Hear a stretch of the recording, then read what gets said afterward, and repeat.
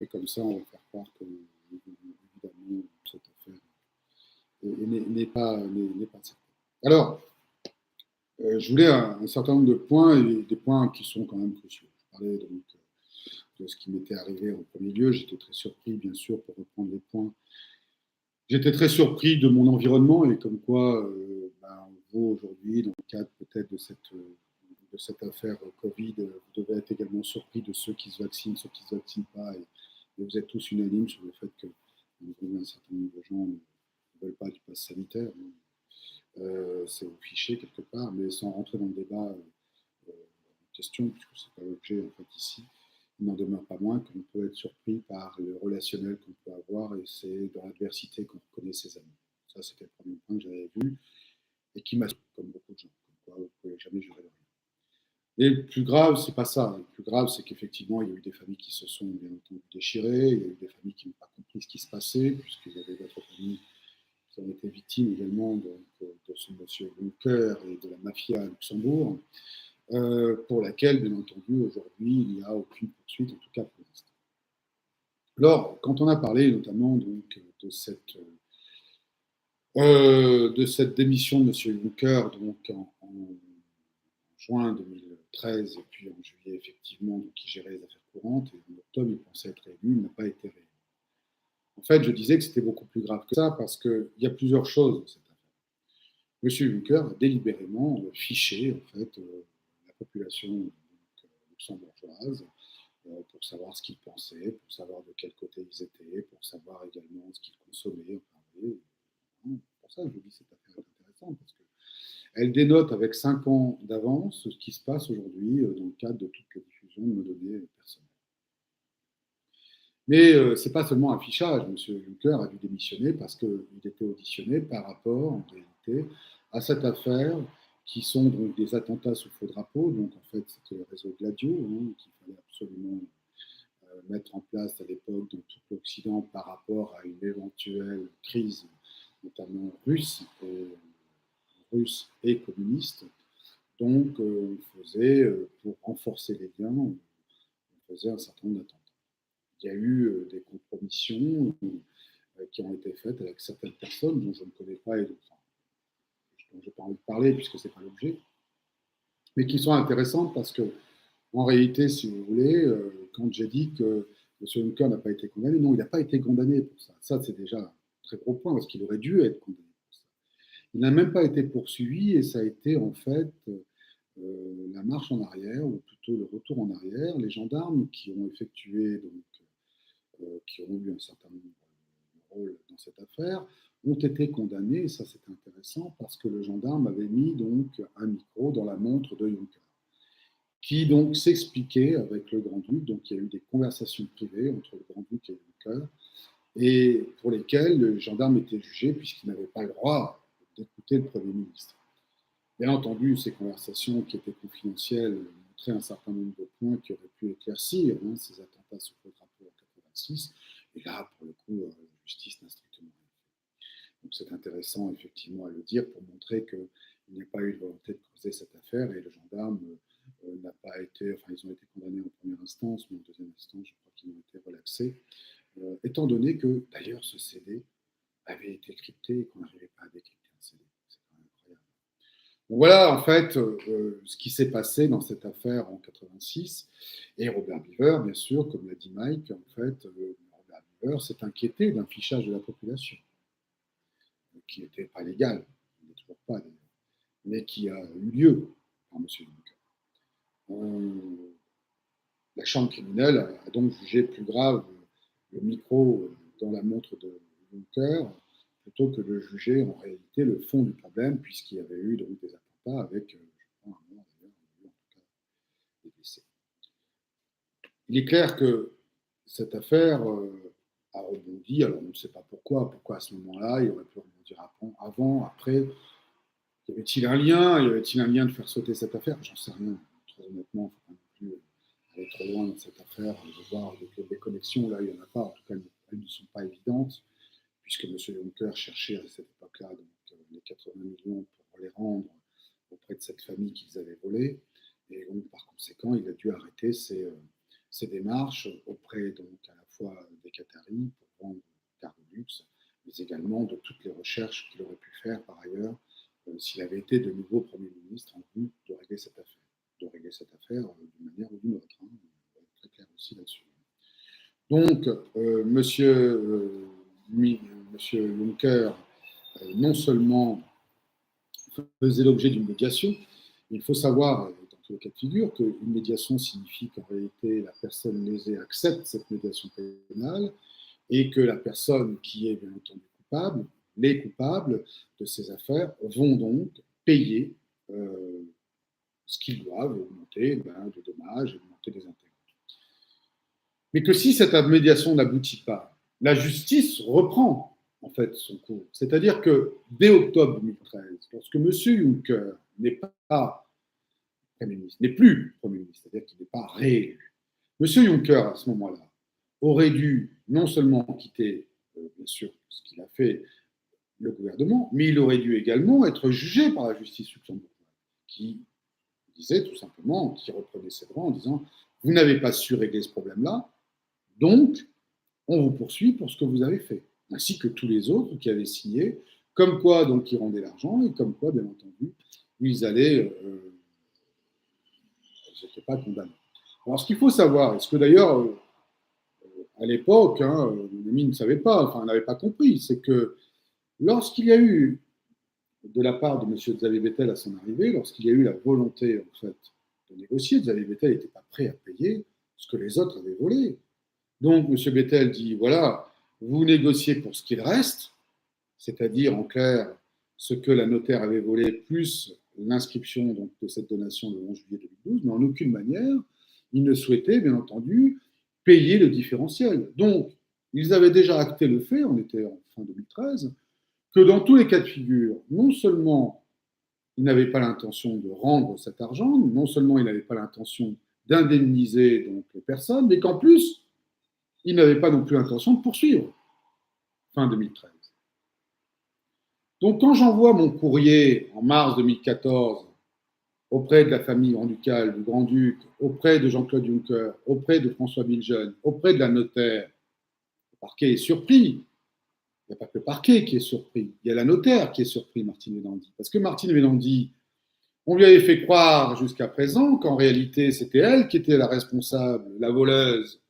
Mais elle apprend par mon courrier qu'en réalité, ce n'est pas 12 millions qu'elle avait volé, mais plus de 82 millions au total qui avaient été volés. Donc là, elle dit, moi, je ne suis pas prête à payer 82 millions pour une somme dont je ne suis pas responsable.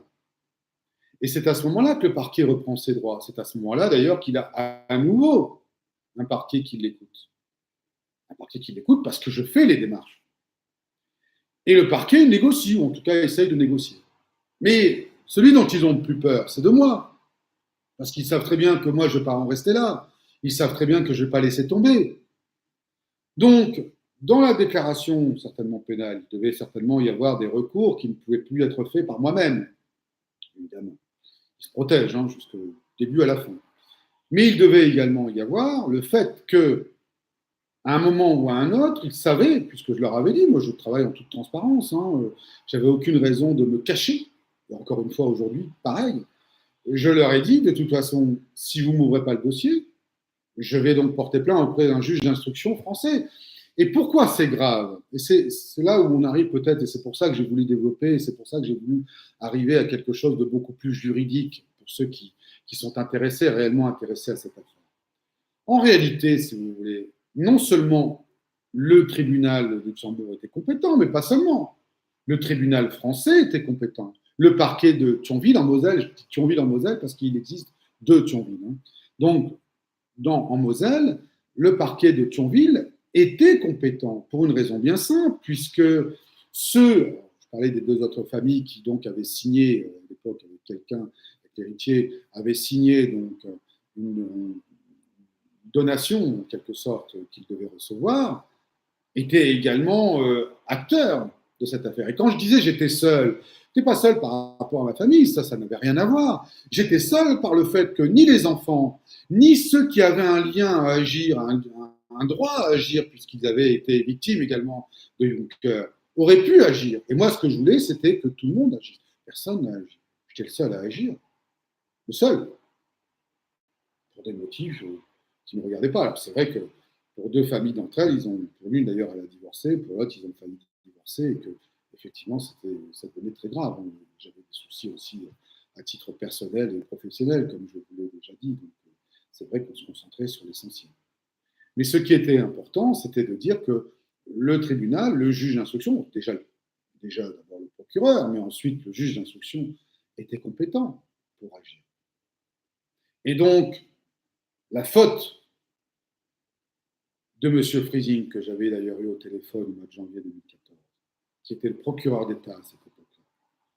En 2014, M. Friesing, il aurait dû sauvegarder toutes les preuves, c'est-à-dire la maison, c'est-à-dire le bureau, c'est-à-dire la moquette. Et il aurait dû donc saisir toutes les preuves pour faire une enquête criminelle, puisque, c'est encore une fois du droit, mais vous devez le savoir, que bien entendu, quelqu'un, même anonyme, pourrait faire une déclaration de meurtre, et on est en droit de pouvoir, ça soit crédible bien sûr, mais on est en droit, un procureur doit bien entendu, alors je vais pas vous donner le titre, un procureur bien entendu doit poursuivre. C'est pour ça que quand je vous disais aujourd'hui que c'est grave parce que vous n'avez ni du côté luxembourgeois, parce que eux, ils le savaient déjà, mais ni du côté français, et ça c'est beaucoup plus grave, parce qu'eux, ils ne le savaient pas. Enfin, ils avaient déjà été saisis d'une plainte en mars 2014. Et donc, le procureur de la République française aurait dû poursuivre, puisque les résidents étaient en Moselle à cette époque-là. Tout le monde était en Moselle, moi, mais j'étais bien entendu partie prenante. Tout le monde était en Moselle. Et donc, ils avaient toute action à faire. Ils étaient de nationalité française et ils étaient en Moselle. Et c'est pour ça que c'est grave aujourd'hui. Parce que justement, il n'y a eu aucune volonté de la part du parquet de faire cette introduction. Ensuite, je vous ai parlé, bien entendu, de ce qui s'était passé par ailleurs, c'est-à-dire tout simplement de ce qui s'est passé avec les recours. On ne va pas accentuer.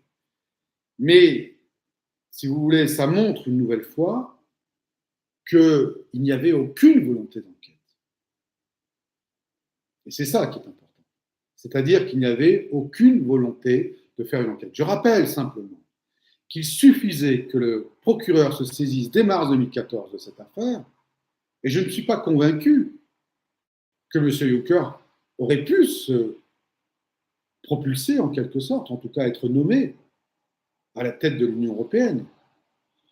Donc la justice a bien agi de telle manière à ce que M. Juncker ne soit pas non seulement poursuivi, mais en plus inquiété de sa nomination à la tête de l'Union européenne. On va terminer aujourd'hui par ça, parce que je ne voudrais pas vous tenir par une petite vidéo de 15 minutes, mais je voulais simplement vous donner un certain nombre de points, comme je vous donnerai des points que je l'ai déjà évoqués, c'est-à-dire pourquoi je ne crois pas à ce que l'héritier se soit suicidé, pourquoi, bien entendu, il y a eu un certain nombre de choses qui ont été faites contre moi ou contre les poursuites. Il y a eu, bien entendu, un certain nombre de non-droits qui n'auraient jamais dû avoir lieu. C'est-à-dire que, en réalité, dès que j'ai demandé à avoir mon dossier en 2015, lorsque je me suis constitué en 2014, j'avais toute action à faire. Vous avez un intérêt direct, j'avais un intérêt direct à agir. Même s'ils ne connaissaient pas toute l'affaire, il y avait un certain nombre de créances directes sur qui permettaient, bien entendu, mon action. Et qui permettaient mon action et de reprendre un mandat pour l'autre. Bon, je n'étais pas effectivement avocat, mais ce n'est pas grave. Ils peuvent agir pour moi. Moi, j'agis pour moi, d'abord. J'agis pour les deux si je pouvais agir pour les deux, parce que normalement, il aurait dû effectivement être pris en charge. Mais il n'avait pas la possibilité d'être pris en charge. Et ils ont tout fait d'ailleurs pour ne pas le prendre en charge. Aucun avocat sur la place, il faut bien comprendre. Aucun avocat n'a voulu prendre cette affaire. Ils avaient déjà compris. Vous savez, ça c'est quelque chose qu'il faut bien comprendre. Aujourd'hui, par exemple, certains le prennent, bien sûr, mon affaire, la prennent maintenant, parce qu'elle commence à être su, parce qu'elle commence à être mise sur le net, et c'est d'ailleurs pour ça qu'ils le font. Mais jusqu'à présent, je n'ai pas vu beaucoup d'avocats se précipiter sur cette affaire, pourtant elle était très grave. Mais vous êtes signalé. Et ça aussi, je voudrais que vous compreniez jusqu'à quel point ça va, c'est-à-dire qu'une affaire où quelqu'un peut être signalé. Je suis persona non grata du côté donc, des avocats, parce que tout simplement, ils ne veulent pas prendre une affaire comme ça. Donc ça montre bien à quel point vous avez aujourd'hui une justice à 2 voire 3 vitesses. C'est-à-dire que vous avez une justice qui va tout de suite enquêter sur des choses où elle a envie, bien entendu, de mettre son grain de sel. Vous avez derrière des avocats qui vont se précipiter dessus parce que c'est du pain béni. Et vous avez au contraire des personnes qui vont vous mettre des bâtons dans les roues, c'est ce qui m'est arrivé d'ailleurs, puisqu'on me l'a fait à l'envers. J'expliquerai pourquoi la semaine prochaine, on me l'a fait à l'envers. Voilà. J'essaierai de faire un peu plus tard, parce qu'on m'a dit que c'était trop tôt, 18h15, je peux comprendre. Je pense que ça serait plutôt vers 20h à l'avenir. Je pense que 20h, ça serait mieux pour tout le monde. Et que, ce que je suis en train de faire, et donc, on fera à 20h. On essaiera d'expliquer. Moi, ce que j'aimerais, c'est bien entendu que vous puissiez me donner un certain nombre de points de vue, de me poser des questions. N'hésitez pas, j'espère que les commentaires ne sont pas désactivés. Vous savez, je ne suis pas bon en informatique, donc je donc voilà, je ne sais pas comment faire, mais en tout cas, n'hésitez pas à laisser des commentaires. J'y répondrai dans le cadre de mes vidéos. Je pense qu'on en aura à peu près 8 encore. Je voulais apporter un certain nombre de faits exacts. Donc on reprendra aussi, c'était pas le Grand-Duc, en fait, c'était pas Adélaïde, comme je l'avais dit, ça c'était en 1918, c'était en réalité Charlotte, où la princesse Charlotte a donné après 1945 le pouvoir au prince Jean, au Grand-Duc Jean, qui était donc le père du Grand-Duc actuel. Et donc, excusez-moi encore, excusez-moi la famille granducale d'avoir écorché en fait, comment dirais-je, les origines, en tout cas ce qui s'est passé, c'est pas dans mon intention, c'est absolument pas de volonté dolosive de ma part, c'est juste pour on va un peu plus vite pour expliquer qu'il y a eu un certain nombre de choses qui se sont effectuées depuis quelques années et que, bien entendu, ces choses-là ne peuvent pas être au fond du voilà. Donc j'en termine, ça fait déjà 20 minutes. N'hésitez pas à poser vos questions pour la semaine prochaine, j'essaierai d'y répondre. Moi, mon but aujourd'hui, c'est de vous expliquer cette affaire pour vous montrer à quel point il y a eu des illégalités majeures, croissantes et répétées, on va dire, redondantes parfois, parce qu'elles étaient répétées dans le même sens toujours. Il y aura une grosse vidéo qui sera faite d'ailleurs par le biais de Planète 360 dans quelques temps, avec une amie qui expliquera un peu ce qu'elle a enduré au Luxembourg. Je serai avec elle parce qu'elle n'a pas la volonté de vouloir s'expliquer en direct, mais on le fera ensemble. Et bien entendu, le but, c'est de montrer des choses qu'on ne voit pas souvent au Luxembourg, c'est-à-dire dès que ça touche en fait le Grand-Duché, comme par hasard, il y a une omerta totale. Je pense que je suis l'un des premiers à éveiller les consciences sur ce qui s'y passe réellement. Honnêtement, je ne voulais absolument pas être la tête de pont de tout ça, franchement, je vous dis. Mais aujourd'hui, ça devient nécessaire, puisque visiblement, ça ne bouge pas. Je ne crois pas que ça ne va pas rester indéfiniment comme ça. Donc, je tenais à vous dire, je remettrai des choses, des points sur les i, comme on dit.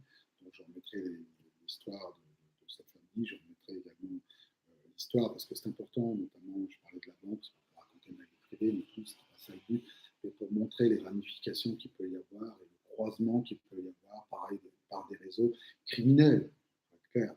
Même si la personne qui est devant vous n'est pas forcément au courant, elle a des ordres. Elle ne sait pas pourquoi, d'ailleurs, comme je l'ai dit, hein, à l'époque, le directeur ne comprenait pas, même si je pense qu'il y avait beaucoup d'autres choses qu'il devait savoir, qu'il n'en a pas dit. En tout cas, ce que je peux vous dire, c'est que le directeur de la PPLC de Chambille, à cette époque-là, quand il m'a fait lever le billet à ordre, il y a eu un troisième billet qui est un faux, qui a été condamné pour un faux, mais pour lequel la justice française n'a pas poursuivi. Donc, quand je dis aujourd'hui qu'on est dans une mafia, je dis vraiment qu'on est dans une mafia. Je vous en reparlerai plus longuement. Et il y a la personne notamment qui a classé cette affaire, qui a classé d'ailleurs une autre plainte pour laquelle j'ai demandé une enquête criminelle aussi. Vous voyez, c'est très riche et ça vaut le coup de bien étendre la chose pour bien montrer jusqu'où ça peut aller dans ce genre d'État, comme on dit, avec un S. On parlera aussi de la Belgique. Je vous souhaite une bonne soirée, je vous dis à très bientôt et je vais poser cette vidéo en ligne pour ceux qui n'ont pas pu la regarder. N'hésitez pas, j'espère pouvoir poser des questions. Sinon, si vous voulez des commentaires ou si vous voulez donner un certain nombre de points, je vous invite encore une fois à regarder sur suivi.d'enquête@gmail.com et vous me posez des questions et à ce moment-là, j'y répondrai pour tout le monde. Donc suivi.d'enquête avec un peu @gmail.com et je répondrai comme je répondrai dans le cadre de souhaite une bonne soirée. À très bientôt. Au revoir. Bonne soirée, à très bientôt.